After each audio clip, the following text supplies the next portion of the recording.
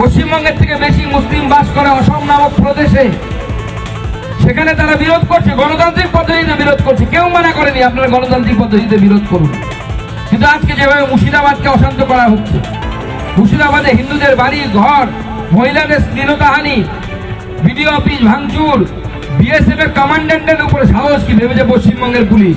মারবো, যত ইচ্ছে ঢিল মারবো। আর পশ্চিমবঙ্গের পুলিশ মমতা বন্দ্যোপাধ্যায়ের কথাই বলবেন ওই দুধেল গাইদেরকে, মেরেছো কলসির কানা, তাই বলে কি প্রেম দেবো না?